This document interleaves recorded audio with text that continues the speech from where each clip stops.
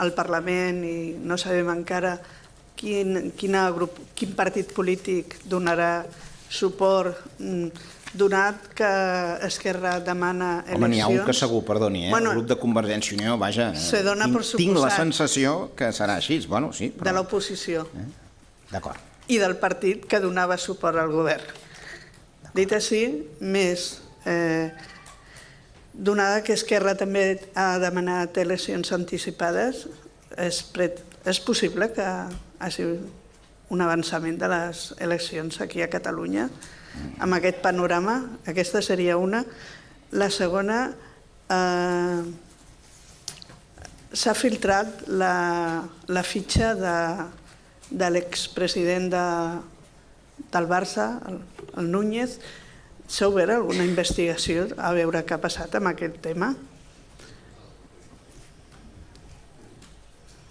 Perdoni, em diu sobre si s'ha... La fitxa. Sí. Què em demana en concret sobre aquesta qüestió? Si s'ha obert alguna investigació, si se sap qui ha filtrat aquest document, que se suposa que és intern. Molt bé. D'acord.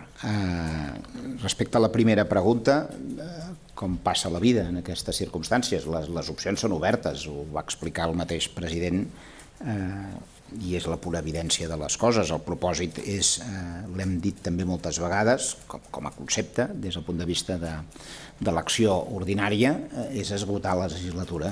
Aquest és el propòsit que sempre hem exposat, no? Ara, les coses que puguin passar en els propers mesos, des d'aquest punt de vista de la gestió ordinària em refereixo, doncs, miri, les responsabilitats són repartides. N'hi ha unes més importants que d'altres, però és el que va votar el poble de Catalunya l'any 12 i les responsabilitats en aquest sentit són les que va determinar el propi poble de Catalunya, per tant ja es veurà.